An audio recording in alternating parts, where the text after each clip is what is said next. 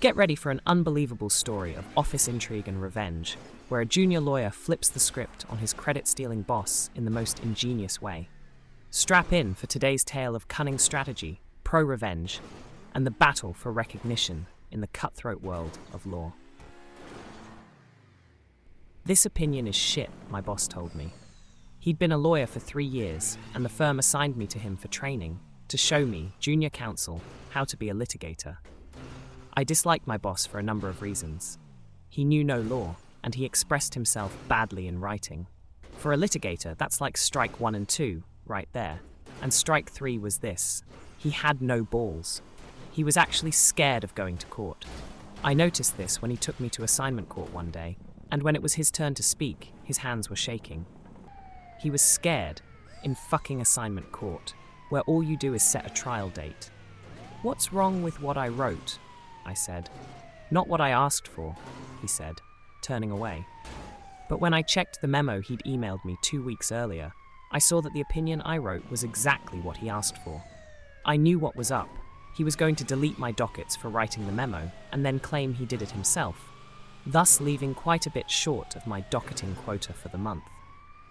I knew that he would do this to me because he'd done this before. I knew that my memo would wind up on a partner's desk without my name on it. I knew that for a fact because the firm I worked at was one of the first in the city to have a really good internal network. We were using email for internal communications before the internet became a thing. So the firm was way ahead in terms of technology, but not in terms of security. And not long after I joined the firm, I learned how to surf away on the firm's hard drive and find interesting things, like evidence that my boss was plagiarizing my work. My boss was the very model of the young downtown lawyer. His perfect shoes always gleamed. He wore bespoke suits because he came from money. Everyone just took it for granted that he was on the partner track. I, on the other hand, was well on my way to nowhere special, so maybe he thought it was okay to fuck with me.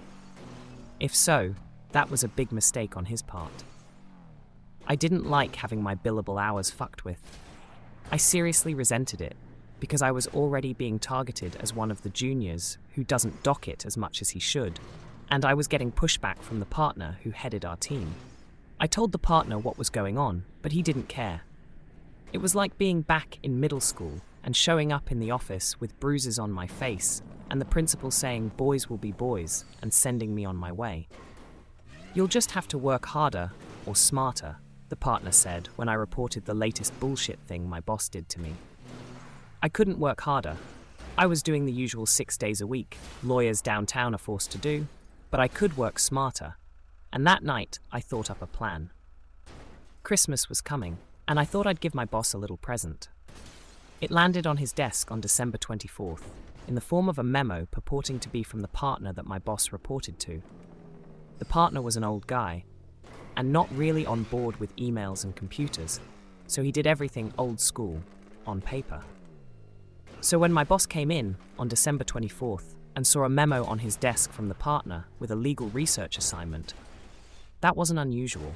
The memo was drafted in the usual form that the partner used, because of course I had taken great pains to make sure that it looked authentic. My boss walked over to the little cubicles where the juniors worked and gave me the same memo. Except his secretary had retyped it, so now the assignment was from him to me, instead of from the partner to my boss. The assignment was difficult, requiring me to do a deep dive into admiralty law, its relationship to the common law, combined with a constitutional division of powers question. "But this is a huge assignment," I whined, "and I'm going to be away. Can't you get someone else to do it? Is it really urgent?" The memo I'd forged to my boss stressed how totally urgent the situation was, but there was no way my boss could double-check with the partner, because the partner left the day before on vacation. That's why I'd waited until December 24th. "No can do," my boss said. "This is a big deal. Just let HR know. Maybe they'll give you time and half or something."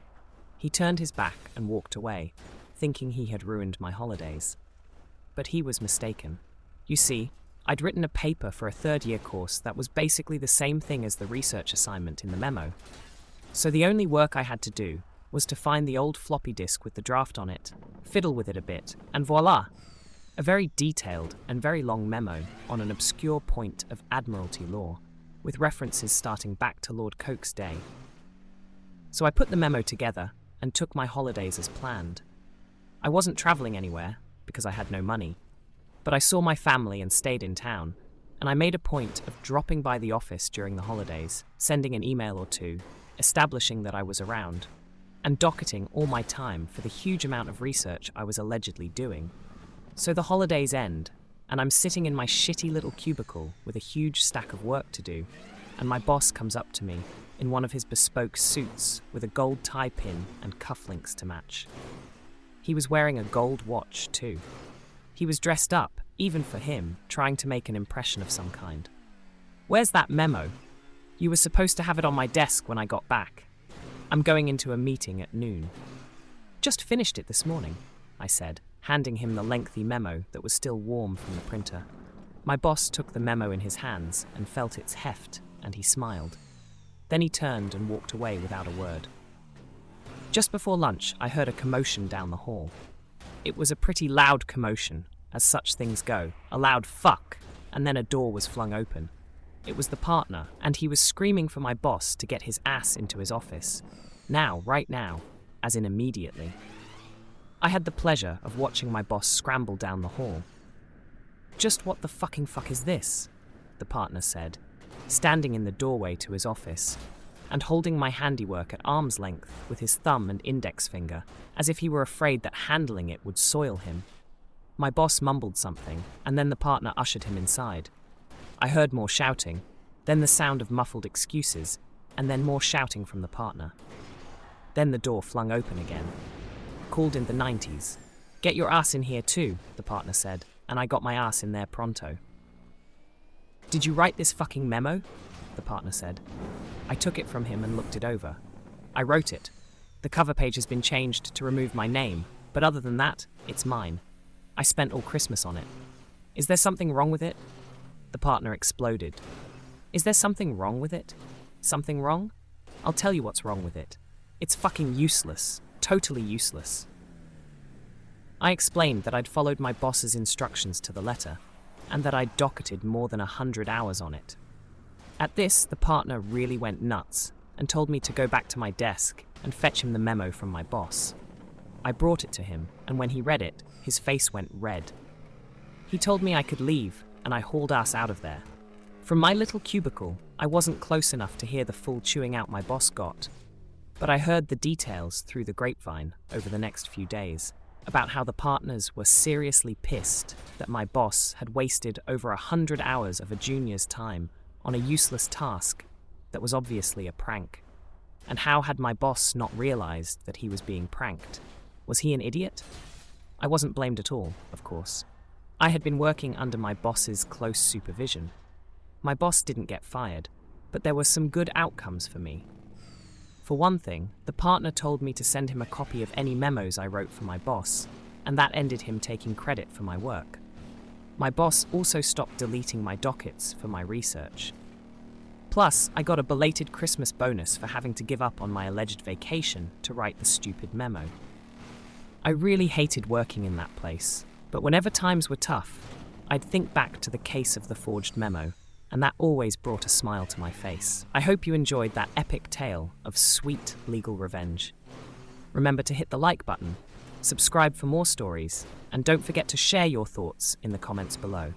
Catch you in the next video.